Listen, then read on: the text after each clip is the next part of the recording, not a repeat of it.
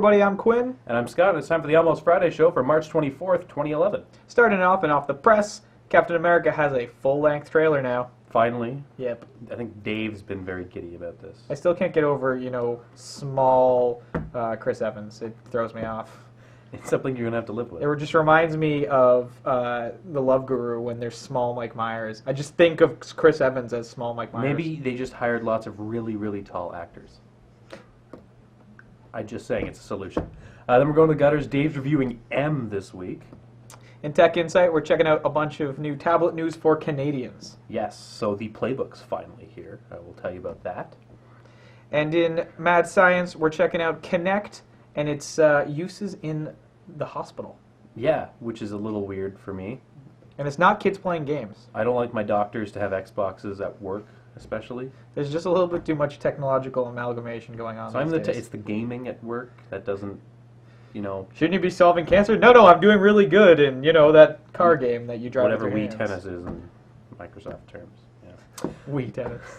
Then we're going behind the lens, and we're talking about a couple new cameras from Sony, a new pro level, kind of semi-pro level stuff. And finally, in Law of the Week, we're going to tell you just what's been going on with this Rebecca Black person. Yeah, it was news to me, so... And without further ado, it's time for Off the Press.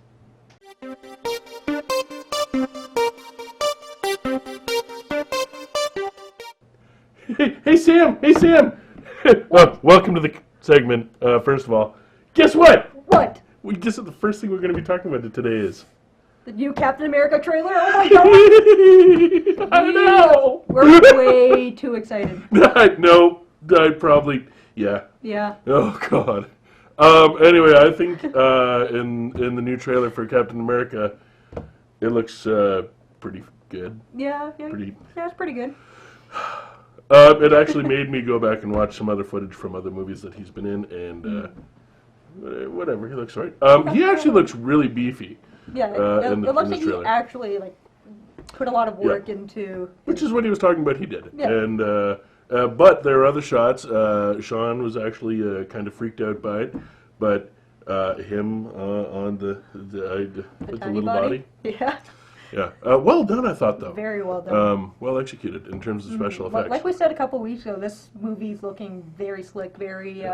the visual look of this movie is going to be really cool because they're going with the old 40s stuff, but kind of futuristic sci-fi too. So. Well, it's that our vision of the future. Yeah, from the 40s. Yeah, which I thought they captured well. Mm-hmm. So that being said, if you're of any interest in this movie, go and watch the trailer. Oh my! All it will do is get you more really excited, pumped probably. for it. So it's coming out July 22nd in North America, probably worldwide as well, just because it's a big summer blockbuster. Yeah. And speaking of kind of exciting things that are coming out soon. Yeah. So a couple weeks ago, we saw a poster for Doctor Who saying that it's coming out end of April. End of April. So now they released another trailer telling us that there's a prequel trailer coming out on Friday. A teaser. Yeah, it's a follow-up teaser. It's a teaser for a teaser that's coming out on the 25th of March, 4 p.m. GMT.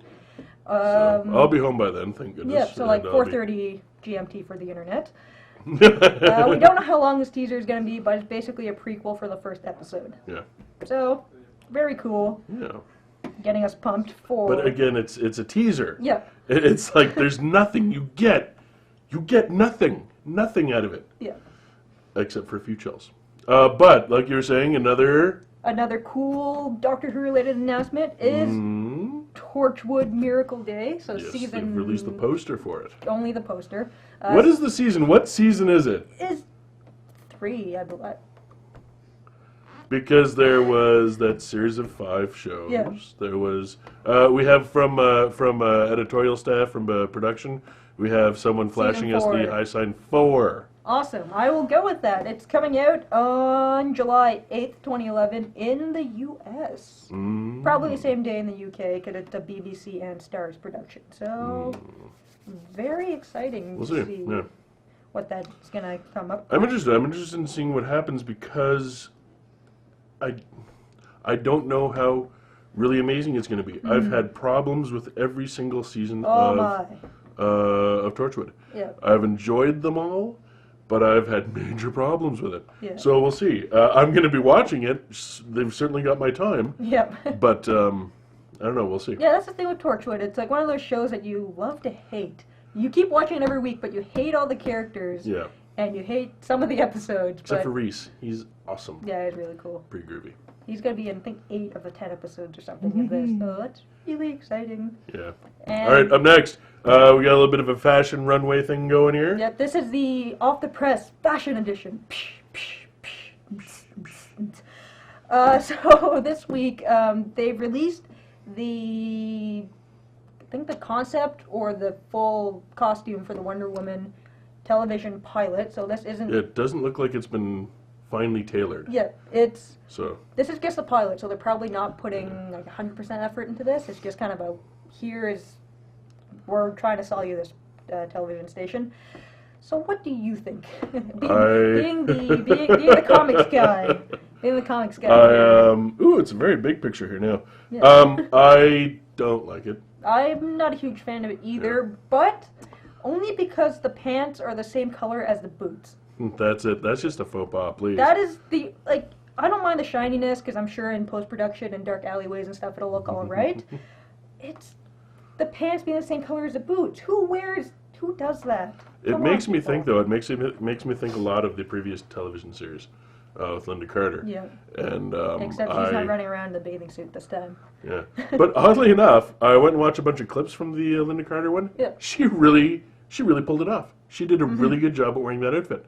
For that reason, they're good. Again, they have my time. These people, Exactly. they've I'll made the watch effort to this produce a show. I'll probably watch this a couple episodes until I lose interest in it, if I lose interest in it. Yeah. But still, this is just the first picture they put out, probably something to throw on magazine covers, so you don't really get a full sense of what the costume will look like in motion. We'll probably or see this under in like news, Entertainment Weekly or Entertainment something. Weekly, Yeah. something like that. I think this came out for Entertainment Weekly, actually. Well, it's a press yeah, release, so right? you really don't get the full sense of like studio lighting and post production and all that stuff on this. Yeah. The pants and the boots, come on, guys, change them.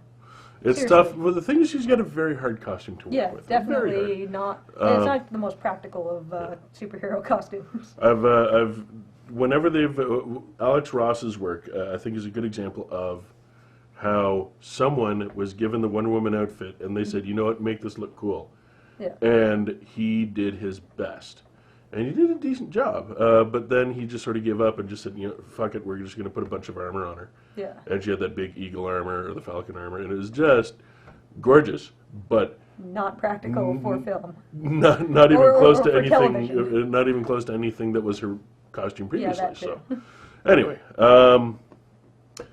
does it have me excited for the show? No. No, it does not. I'll still watch it just to see it, you know. It met my expectations.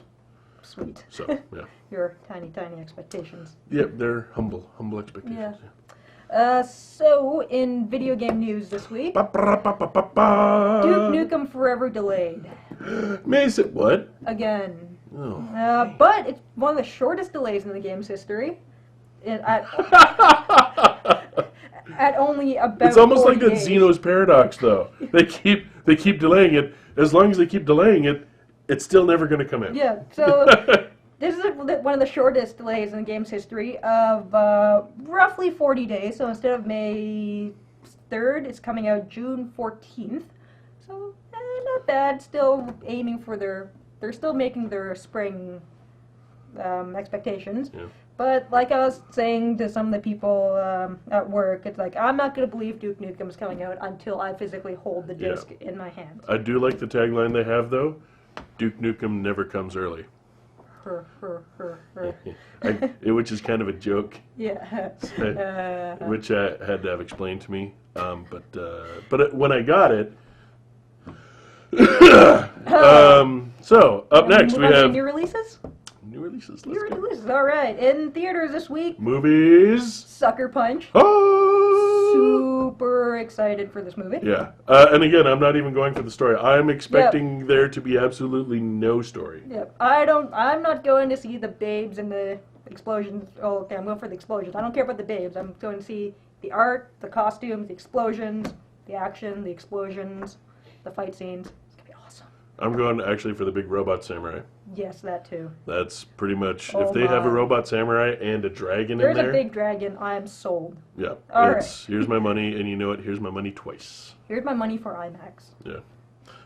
What else we got? We got, that's about it though, so we're moving Yeah. on to Blu-ray. DVD, Blu-ray. What do we got first? We got Skyline, the movie that was awesome until the last 5 minutes. Spoiler warning. Skyline, by the way, is annoying the hell out of me because it is, on Marvel particularly, they have this really annoying advertisement that pops man. down, and you have no choice but to wait for it to pop down so that you can tell it to close. That sucks. Oddly enough, I was thinking of getting a copy of this, waiting for a decent price on it, Yeah. but now I'm not. Purely because of the advertising program. Your ad sucks. You're not getting any of my money. Yeah. Now, Yogi Bear! Ho ho! Oh, I've been yay. waiting for. Anyway, on to games. Yogi Bear in 3D, actually. All right, now back to games. Back to games. So this week there's kind of a two-segmented game thing. This past Tuesday, about a half dozen 3DS games launched in North America. 5 days before the actual console itself. That's because Nintendo is stupid and releases things on Sundays. And game companies that aren't Nintendo don't want to wait 3 days before. Well, it's because they don't can buy roll on their games. Shabbos. I mean, of course they're going to do it Sunday. Whatever, dude. So a bunch of third-party 3DS titles, including Sims 3, a bunch of racing games. No Nintendogs yet, but whatever. Crisis 2.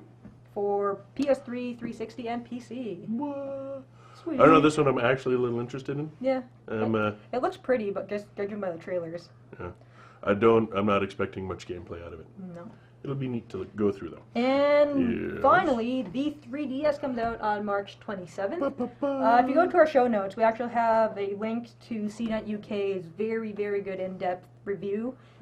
They've got a video review, a bunch of specs and stuff, so it's a big, comprehensive guide to the 3DS. So, But we're good going to have know. our own review next week. Yes, we will. So we'll have our own review from someone in town who actually will be owning a 3DS. Sweet. Yay. And that's it for Off the Press this week.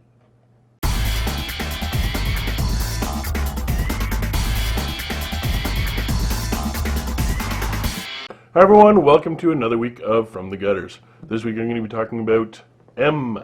This is an adaptation done by John J. Muth. He both wrote and illustrated it, of a Fritz Lang movie. And it's funny because he does a write-up at the end of the book. John J. Muth does a write-up at the end of the book saying, why would someone ever adapt such a perfect piece of... Anyway, John J. Muth. I adore John J. Muth. His illustration, his paintings are stunningly gorgeous. In this book, I bought it. It was sealed in plastic. I didn't even bother to have it opened to take a look at it or anything. I was like, John J. Muth, I'm just buying it cold. $24.95. You've got my money. I'm in. I went through it. It's pretty light on words, and the paintings are, for me, too perfect. What he did is he took a series of photographs and traced them. So he's got as perfect as possible a reproduction of his photographs. So it looked very dead, very contrived. I did not enjoy the visuals in this book. The story is about presumably the city of London trying to find a child murderer, killed 8 kids. And it takes, 150 pages to get to a point where there's actually some decent momentum behind the storytelling. I can't recommend this book. It was a decent effort, I thought, but not something that I would sit there and say. I will never recommend it to anyone who comes into the store and says, recommend to me a good story with decent illustrations about a mystery. This will never come up. So, I give this book, I hate to do this to John J. Muth, because I love him, but it gets an F, unfortunately. On to other stuff, though. I'm going to give a brief rundown of what's happening in the Marvel and DC universes right now, for people who are wondering, hey, what's the big story that I can catch up on? In the DC universe, we are just starting to get into Flashpoint. it's all centered around the Flash, and it has to do with the Flash doing flashy things. We have not started any of the books, though. So that's something that if you're thinking, hey, I want to just get into comic books, and I like the Flash, might be something that would be worth getting into. There's also in the DC Universe, Reign of Doomsday. And basically Doomsday's back again. This is like the 6th time he's been back. I don't care enough to actually read about it. I didn't think he was a good character the first time around, and I don't care now. In Marvel, we have Big Time with Spider-Man. I had Heather, one of my co-workers at the Silver Snail, give me a brief rundown on what's happening with Peter Parker and why it's called Big Time. He got fired as a photographer, so now he's working for a scientist, a mega scientist. And he's like, you know what, we're going to change everything. And if anyone has ever worked in a lab, they know that that's just ridiculous. That doesn't happen. He also he lost his spider sense in some kind of crazy energy explosion. So he's been making different suits for himself. And it happens like, boom, like overnight. And I'm like, oh, wow, it's even more kind of, maybe they're trying to prove that they're trying to show what a scientific genius Peter Parker is. I don't know. So he's been running around in different suits. That's about it so far. It's been an interesting story. So we'll see. We're also in the Spider-Man genre, in the Ultimate Universe. The storyline Death of Spider-Man is happening.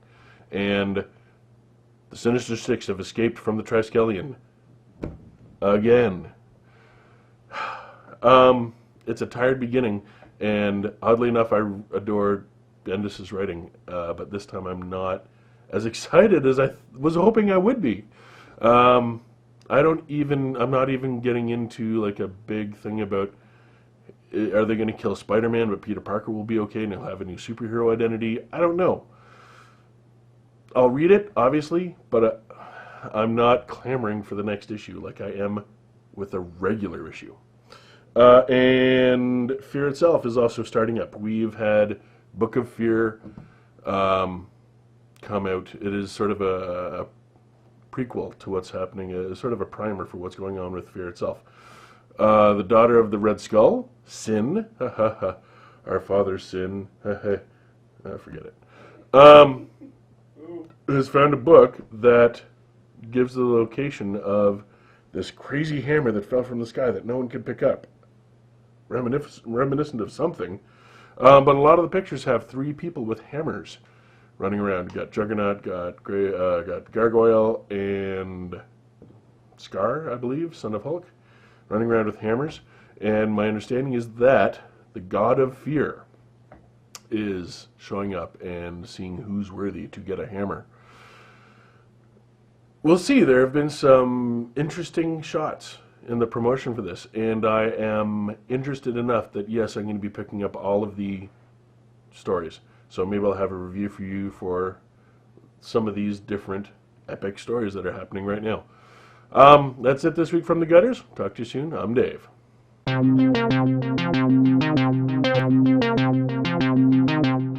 Hey buddy, welcome to Tech Insight. Started off with some tablet news. We got some Canadian launch dates. Yeah, so the Motorola Zoom, the ever-waiting Android tablets coming out in Canada pretty soon. So you can start actually pre-ordering them for at Future Shop for sure. I believe Best Buy, same kind of thing. And I think I've heard rumors that TELUS is going to carry it. But I don't think they have the 3G version. Which really doesn't make a whole lot of sense. No. Maybe it's like a wait up till they're getting it or something. I don't know. They're going to convince their customers to come in and buy the version they can't ever get 3G on. Yeah. And if they do that, then eventually those customers will come back and buy the one they can get 3G. Yeah, I don't know. TELUS does. It's like a loaner program. We'll buy the Wi-Fi one for a couple months, and then we'll give you a refund for the 3G. Tell your friends, and then maybe they'll buy the 3G. Yeah. I don't know. But you can pre-order at $5.99, which I believe is the same price in America. I think so. Yeah, which is nice. We seem to be getting a lot of parity there. And it should be out on April 8th. So if you want to get your hands on a Zoom, you can do that. Also, the Playbook finally got a release date. A little too late, I think, but you can get it on the 19th of April. All right. $4.99 for the 16 gig Wi-Fi version. Now, do we know what the specs are officially in that? Well, we knew all the other specs. Okay, because we talked about in previous episodes about how it looked like on paper a really good tablet, and then we were unsure based on what the price point was going to be. So at a $499 price point, is it going to be a good tablet? I think that'll really depend on how well the software has been tweaked, because they've had like different blogs play with it at different points in development, and Yeah. they've said basically, to sum it up a lot, it's getting better, but as the last time they played with it, it wasn't production ready, but it also wasn't production ready, right? Yeah.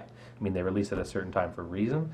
So if the software functions well, I think it's going to be as like something to use, a piece of hardware, very great. Whether it sells well or not, probably not, Yeah. which is really too bad. Well, unfortunately, when everything's coming up against the iPad 2, which is also coming out this week, Yeah, in Canada tomorrow. it's tough to sell the tablets. Yeah. They did announce also that they were going to officially support Android apps within their Unix, which is their OS, through some player, Android app player. Okay. I don't think the player was a bad way to do it. Even though technically you're using an emulator to do it, don't tell people that. Yeah. They're just going to get confused and think it's complicated. Just say you can get Android apps and you can use them on the tablet. But they're probably not going to get the App Store. I don't think they can get the Google App Store because you have to be a Google certified company. Which is going to make it harder to get those apps. Yeah, but you could get the alternative app stores that are starting to pop up. Okay. So I think there's, and plus, I mean, you could just go get the Android apps, right? They're Sure. open source. So I think it's not bad. I think it's a weird decision because it kind of goes, well, screw you, our app store. We're going to use theirs, but we can't really use theirs. Well, I think they're probably hoping that they're going to be able to attract people over by saying, hey, all those good Android apps you can use, but then while you're here, why don't you look at the ones we've built as well? So, I mean, I want the BlackBerry Playbook to be really good because I like RIM as a company in general. Lately, they've done some really dumb things. The Torch. The Storm. The Storm 2. Yeah. So, but this does not look like that. It doesn't look like a product that they just kind of go, here, this is in BlackBerry. It looks like they came out of it completely the right angle, and the price is right. So hopefully, but you can, if you want one, you can pre-order it. You can pre-order it. Who's going to sell it? Oh, everybody. Staples, The Source, Future Shop, Best Buy, all the carriers. That's the one thing BlackBerry's good at, is getting their stuff everywhere. And so Jack's Aquarium is going to be carrying it. yeah, like everybody. The dogs, the pet store. Yeah, Max Milk, I'm sure. Yeah. Yeah, The big seller at Max Milk. yeah. I guarantee buy one get one free with a bag of milk. Yeah. Yeah. So get in on that deal. So hopefully the playbook will be good. I'd like to get some hands on, but I doubt I'm going to know anyone who buys one, and I'm not buying one without playing with it. So It's true. we'll see about that. Maybe that'll be what TELUS is good for, going in and trying it. Maybe. Yeah. Maybe. Yeah. So Yahoo's come out with a new direct search. Yeah, so it's basically, Google's Instant Search has been rolled out to everybody. They're calling it Yahoo Search Direct because they can't say Yahoo Instant Search because that's Google's thing. It's kind of the same thing, but they're touting it as a different philosophy. Okay. So it is like the same kind of instant search, but what it'll do is it gives you like it gives you a direct answer as opposed to a big pile. It's not like it's like a normal search. Like Google's like a normal search. Yeah. Just updating as you go. So it'd kind of be like if Google's instant search was also at the same time press the I'm feeling lucky button. Kinda, because it's like if you want to know like the weather in Ottawa, you type in weather Ottawa, Yeah. and then it'll just show you the weather, Okay. as opposed to showing you a link to the weather I suppose. and things like that. So, it looks to be the same. I think performance is probably going to be similar. The only thing I didn't understand about this announcement is Yahoo's supposed to be phasing in Bing as their search engine. But it hasn't happened yet, so But this signed, sealed, delivered contract, so that has to happen. So does Bing have something to do with this? Probably not. Is that going to go away once Bing takes over? maybe they're hoping the people that use Yahoo will like this direct search, and then when Bing steals it, they're like, well, I guess I got to go to Bing to get my direct search now. Maybe. I don't know. So that's Yahoo trying to stay relevant, I guess. In its dying economy. Yeah, I don't know what they're doing, but Speaking of trying to stay relevant, Firefox 4 came out. yeah, and now they did do better than IE 9, and I think they got like 6 million downloads in the first 24 hours. Up to They were 20. kicking sand in IE9's faces Yeah. after that. Now the thing I didn't know about IE9 was that IE9 cannot be installed on Windows XP. Yes. That's why you didn't get very many downloads, Microsoft. a lot of people are still running Windows XP. Everyone who works in a corporation. Yeah, corporations can't roll that out. That's a really good boost for your numbers. So Firefox, however, can be installed on Windows XP. So they did do 6 million in 24 hours, which is okay, but you are seeing it was 8 million in 24 hours for Firefox 3. Yeah, it's definitely been a decline in the amount of people using Firefox. And I know for me, the mind share of Firefox is gone. I don't even think to use Firefox. I don't think to recommend Firefox. I downloaded Firefox 3 the minute it came out. Yeah. Like, I was there ready. I was stoked because Firefox I was using 2, Firefox 2 point whatever, and then Yeah. it told me to download 3, and I did. I was waiting to get 3. I got it. I was excited. The interface is a little different. I did some JavaScript testing and stuff. When Firefox 4 came out, I was asleep. And I still haven't downloaded it, and it's 4 days later. So, I don't know. But they're still doing well. So. And if you are a Firefox fan, it does appear to be a lot faster than previous versions. It's quick. Almost Chrome quick from some preliminary things I've seen, but who knows how those are. Those are always, take those with a grain of salt kind of thing. But it does look to be quick, and the interface is nice and minimal now, which is something they really lacked. Their interface was completely outdated compared to everybody else. So Firefox 4 catching up. Last but not least, the big topic of the day. There's rumors / some confirmation. Those Apple people like to do that. Yes. Rumors Apple's going to license their AirPlay kind of Apple TV stuff to TV manufacturers. Well, I mean, they've been doing it for AV switcher units. Yep, Pioneer already. has it. Pioneer, Okanyo, I can never say Onkyo. that. Onkyo, there you go. Onkyo. And they have it, which makes sense. And it makes a lot more sense to just be integrated at television level. I agree. Now, we were using Apple TV earlier today. Dave had a music video on his laptop, and we just fired up our Apple TV and threw it on the television. It looks great, and it works really easy. And with the amount of people that have iPhones and iPads now, and all of them being able to do AirPlay, it makes a lot of sense for you to, skip owning an Apple TV device if really you just want to be able to watch content from your devices. Because that's really, I bought an Apple TV so I could use it as a bridge between one of my video servers that I have running. And, I'm not even really using Apple TV to access that stuff. I'm just using the AirPlay to get to it. So taking Apple TV out of the equation and just putting that AirPlay in a television really makes a lot of sense. Yeah, I think it does, but I think it's an interesting move because you've never seen Apple license anything to anybody ever before. Well, I think they're starting to get the mentality that the better part of their business now is based on people who buy their phone or iPad and like the way Apple makes that technology and then considers replacing their aging technology with things like Mac computers and, or an Apple TV or something like that. So if they can get people to, or work the other way around, well, if I've got a television that has AirPlay, then maybe I want to get a device that can use it, going the opposite way. So I think Apple's starting to learn that the more they let people access their stuff, the more they're going to sell stuff that uses that. Yeah, I think it's a really smart move. Now I'm going to play devil's advocate here. If I'm Samsung or Vizio or LG, and I've just at CES announced that I have this tablet coming out that integrates with my phone that's coming out that integrates with my TV that's coming out. Yeah. Do I want a license to AirPlay? Well, difficult this situation it because is. Yes, I do because I know tons of people have iPhones, but at the same time when I'm Samsung, I go, well, I got to bolster my mobile division. Yeah. I feel like, though, especially in television, especially a company like Samsung that has 80% of the LCD television market, they'd really be somebody who, if they wanted to do it smart, would be like, yes, you can use our own proprietary way of doing it, or you can use the Apple way. Because for Samsung to sit around and hope that they're going to sell their mobile devices based on their televisions isn't going to happen. Well, and even vice versa. I mean, if I have a Samsung phone, it doesn't necessarily mean I'm going to buy a Samsung TV. I don't think anyone thinks about it that way. No. But I think there'd be a lot of people that would look at a television and go, oh, I can directly watch things from my phone or iPad from it. I want that feature. Because they don't even think about who makes the AirPlay technology. They're just going, I have videos on my phone, and I want to watch them on my TV, and if I can just push a button and do that, then I want to buy the TV that can do that. Yeah. I think it'll be interesting. I think the takeoff rate's going to be basically nothing. Yeah. Because I know a lot of people that have iPhones, and I know a lot of people that have iPads, and none of them, save a few of my friends with iPads, have any video on their iPhone at all. It's true. Because not very many people like watching video on a tiny screen. Yeah. However, if you can shift that mentality and say, yeah, it's on there, but it's only on there because I want to be able to watch it somewhere else. Yeah. Well, I mean, even the thing was we were trying to watch a video yesterday from YouTube, and it was like, okay, I'm just gonna find it on my phone because I can, and then once I found it, I'll play it on Apple TV so that we can all watch it. And so if people know that they have that functionality, that they might be more inclined to actually watch videos from there, or use their phone as the device to access those videos. And I think for me, what would really make this something I would want in a television is if the Airplay was actually open to everything.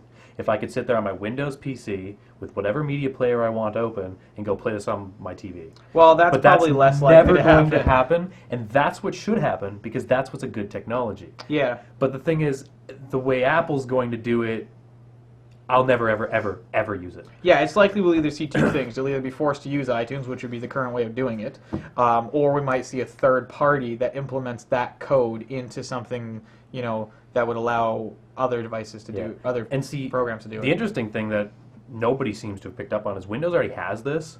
Yeah. But it doesn't work on mobile because Windows phones haven't shipped way too late. Yeah. But you can do that from your laptop to TVs that are already on the market. Yeah, it's the DLNA stuff, right? Well, yeah, except that's a standard Yes. that Microsoft's just using. Yeah, because a lot of televisions now support that standard. So I kind of would rather see that maximized, but I know Apple will never jump on any kind of standard. No. Because it's just not how their business is built. But I don't want to see DLNA go away. Yeah. Because it's starting to build somewhere I think it's one of those things like more people know that their phone has AirPlay than they know that their laptop has DLNA. I think that would be an interesting comparison because I know a lot of people that have no idea what AirPlay is. We're really sheltered, I suppose. We don't actually talk to real people very often, which is hard for us to realize, I think, because a lot of our friends are tech savvy, and a lot of friends that aren't, I don't talk to them about iPhones because they don't want to talk to me about it. That's true. Because I go off on this thing and they don't care. Yeah. They go, my iPhone's pretty. I have a blue case, So, if my girlfriend had an iPhone, would she know she had AirPlay? No. If I showed her how to use it, would she like it? Probably. Yeah. But would she go out and go, I want an iPhone because it has AirPlay? I doubt it. Yeah. But Apple's still going to sell a device at the end of the day, so. It's true. All right, that wraps up Tech Insight for this week. It's kind of alive! Nah, it's still dead. Oh. Hi everyone, welcome to Mad Science for this week. We're gonna kick it off with some Canadian content! Woo!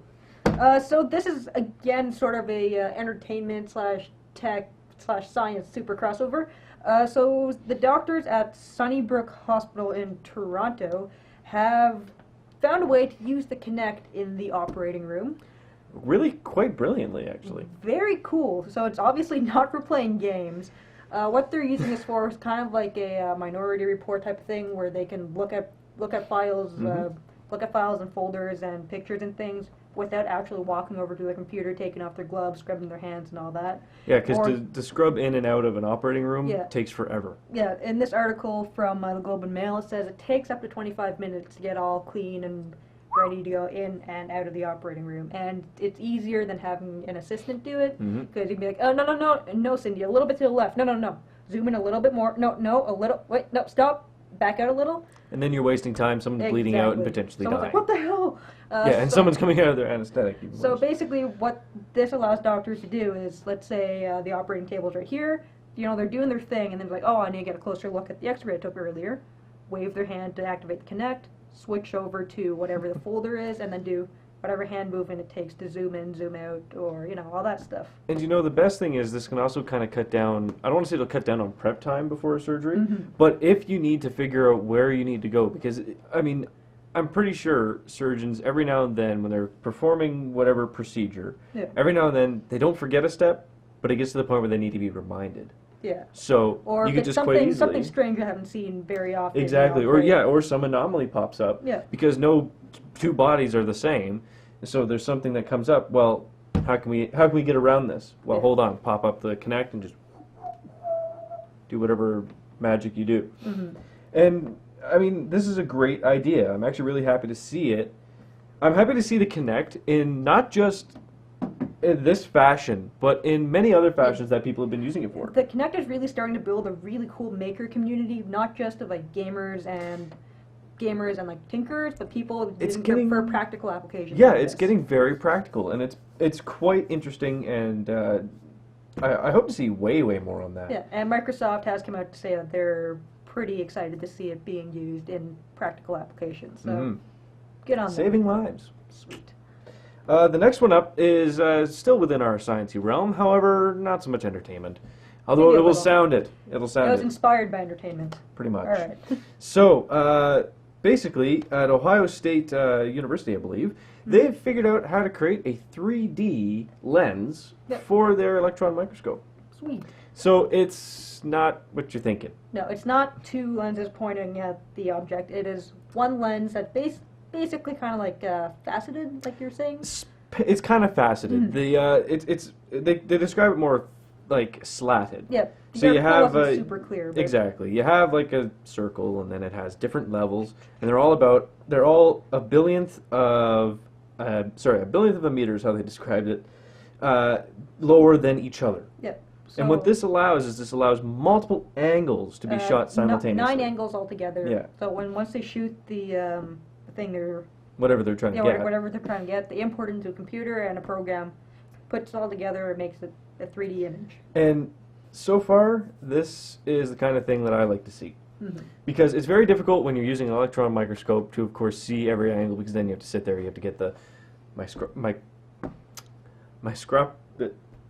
microscope user, professional in fact, The guy sitting in the chair. exactly, to rotate it around, get another snap, rotate it around, get another snap sort of idea. Mm-hmm. This will really help when it comes to anything that you have to do on the nanoscale. Yeah. Like being able to see multiple angles of a cell, or seeing multiple angles of even any of the new machines that people are trying to make at DARPA, and anything else like that. This is going to make it much easier to progress. Mm-hmm. So this is something that I'm just not really looking forward to seeing the crazy IMAX 3D documentary of like bed Oh, bugs or God. something, because you know Yeah. that's going to happen. yeah, Ugh. those images of bed bugs and lice and other things are already creepy Hear enough. the things creeping in your carpet. Boom, boom. In 3D. Yeah, and it'll be actually live. That'll scare Wait you for it. more. Anyway, moving on to space news. Yeah, this one's really interesting. So there's I won't say a new star, but there's a star that has been discovered 75 light years away Ooh. that could essentially keep your coffee warm. Yeah, so it's not super hot like most other stars. It isn't the sun. It's no. No. This thing, the surface of this star, or star that never was, Yeah. is 97 degrees Celsius. So, A little bit warmer than your average cup of coffee. Basically. yeah. So they call this a brown dwarf. Basically, it's a star that is, they describe it as a star that is not massive enough to actually have gravity, force fusion in its core. Mm-hmm. So it's kind of interesting to see where these are going. Basically, Michael Liu, the University of Hawaii, is the one who's heading the project and who found this thing. And what this does, this opens up doors for exoplanets and other things that we can basically expand our spectrum to what to look for. Because they were saying they found, Jupiter-sized planets that are kind of watery. Yeah. What could we're that onto mean? something here. Or, and of course there's other, if you, of course, read into this more, there's all sorts of other things that they found. As a matter of fact, they actually did find another one that was much warmer. Yeah. But not by much. It was a previous record holder for the warmest. Yeah, unfortunately I can't coldest star. remember what the star was. But either way, this new one, CF, sorry, I have it right here. The star is called CFBD SIR 145810b. Is That now is a the very catchy name. yeah, Almost as catchy as some TVs. sort of. And this is now the absolute coldest star that they've ever found. So if you want more detail on this article or the other two articles we talked about, as always, check out the show notes. Links to the articles for much more in depth than usually we know. Just saying. That wraps up our Mad Science this week.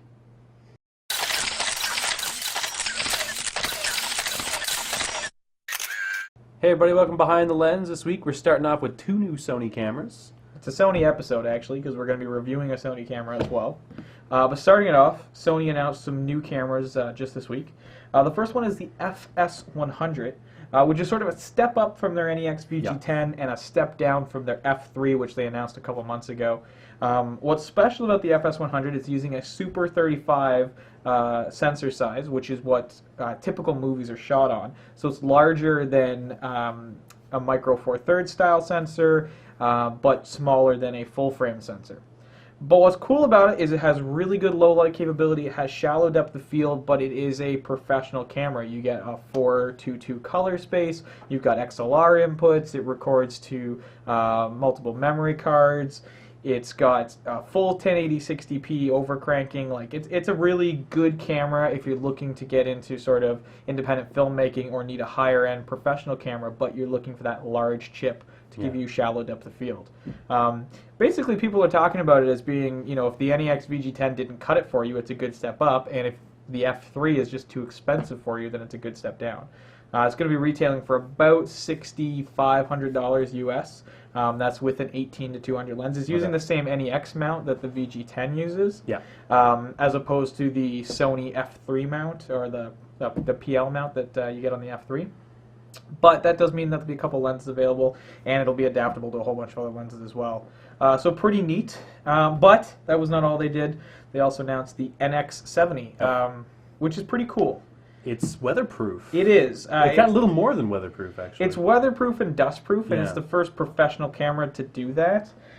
It's not waterproof. You can't submerge it in the water, but it does have I think it's called the IPC rating for weatherproofing and dustproofing. Now it is a smaller sensor camera. It's not a full frame sensor. It's not like the FS300 or 100, I should say. But what's neat about it is that it's designed for the sort of adventure documentarian, someone who might be working for National Geographic or someone who might be going over to cover things like the tsunami and stuff like that. They're really good for on-site like journalism to get, you know, a little bit higher quality than kind of shaky cam. Yeah, that's precisely what they're gearing it to. So that weatherproofing and dustproofing means that if you're out there and you have to shoot and it's raining, it's dirty, that kind of stuff, the camera's gonna be able to put up with it. But it's got 96 gigabytes of internal memory, which is good for about 9 hours of full high definition recording. It's got a really wide-angle lens. They've improved the stabilization on it to help support that wide-angle lens, and also to, you know, just because they figure this is mostly going to get used handheld. It has the ability to put a top hand along with XLRs and all that stuff. I don't believe that stuff is weather sealed. I think you have to use it without the audio attachment to be weather sealed. But a 10x optical zoom lens. So I don't know what the price point is. I'm assuming it's probably going to be around the $2,500 to $3,000 range. That sounds about right.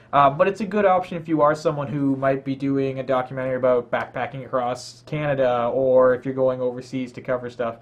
It's also got GPS built in, which you know seems like a silly thing in a professional camera, but if you're using it in the sense of I think for this camera, it makes a lot of sense. You know, you're geotagged with where your video clips are taken, so if you go back and you're doing overdubbed commentary, you're going to go, well, we were in Nepal here, and you'll know exactly where you were, and it'll help jog your memory for talking about things. So it's also really good for this like on-the-spot journalism thing, especially if the journalists are out in the field, like they're in Libya, they're in Japan. Yeah. CNN and all those people like do these big fancy graphs. Think about it, you could just go, oh, what's happening in this part of Japan, and then the video can be linked easily. So there's a lot of stuff. I think this camera really fills a niche that you're going to see expand.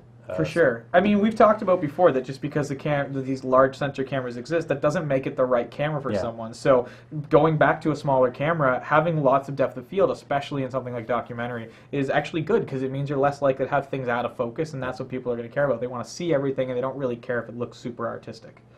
So I'm excited for it. I think it's going to be a cool camera.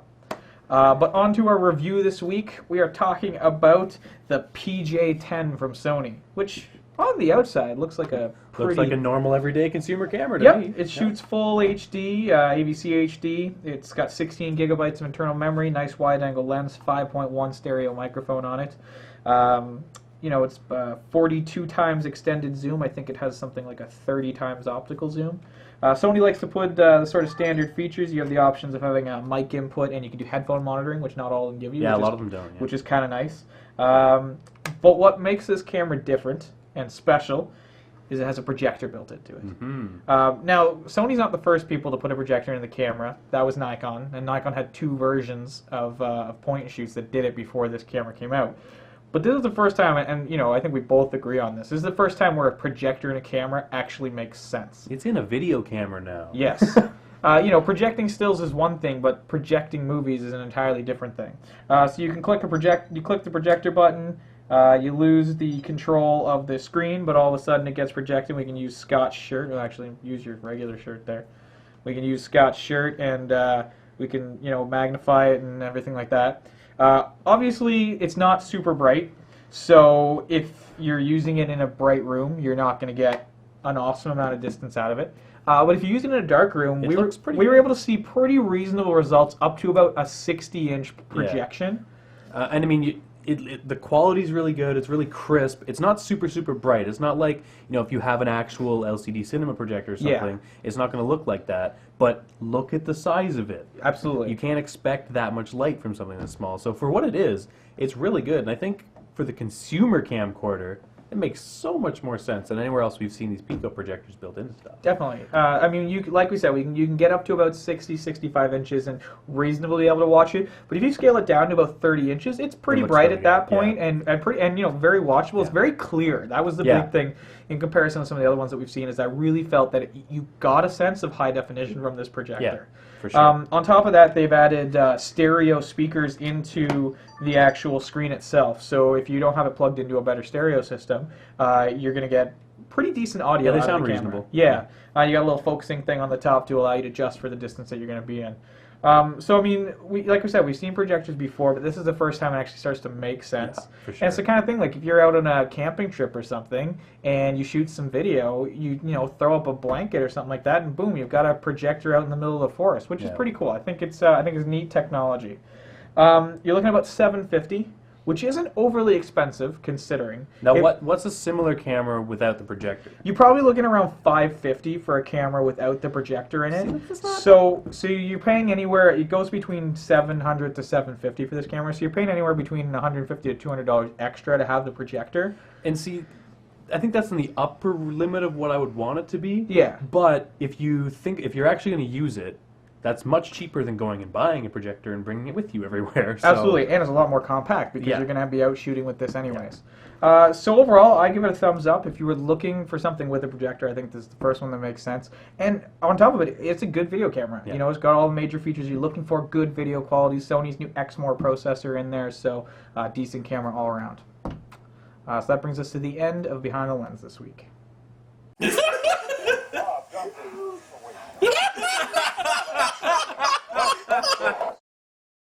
Hey everybody, it's that time of the week where we try to make you laugh with something funny on the internet. But instead of actually, you know, showing you a video today, we'd rather talk about a scenario that has happened over the last sort of week. So in the last couple of days, again, the last week or so, this girl named Rebecca Black has come up with a music video. Yes. She decided to go out and record a song called Friday. And it is about... We use the term song loosely here. Yes. It is about going out and partying, fun.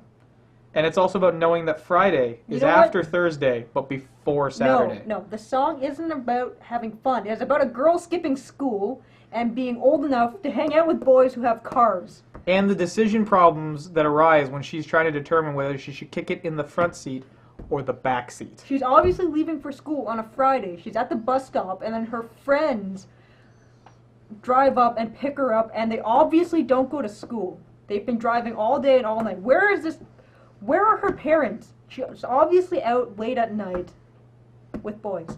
Like, what the hell? We would have, you know, the thing is that it exploded all over the internet. Everyone was, you know, initially it got all of its attention for being just terrible. And then because it got so much attention for being terrible, all the people that really like Justin Bieber thought it was awesome. And now it plays on the radio, which means that if you're driving your car and you hear it, you're probably more likely to get into an accident. Mm-hmm. We wanted to show you a clip, but unfortunately when Sean watched it earlier, he had a brain aneurysm and died. It's Friday, gotta get down on Friday. Everybody's looking forward to the weekend. So, to spare all of you guys, we won't be playing a clip. No. Because Sean is still recovering from his death. You know, he's got that ability. We don't usually talk about it because then the CIA shows up, and then they're going to want to know what we know about Rebecca Black, and it's just a terrible mess from there. Horrible, horrible things will happen. So instead, if you'd like to tell us why you think Rebecca... We're just merging her name together now. If you'd like to tell us why Rebecca Black is actually a musical genius, you can email us at contact@almostfridayshow.com. But we will immediately delete the email. Yep. If you want to know where to send flowers to Sean or where you can get his zombie powers, you can tweet us at almost_Friday. You'll also notice if you're using the Twitter that Rebecca Black is probably still trending. Terrible. So until next time, stay away from YouTube because people like this actually exist.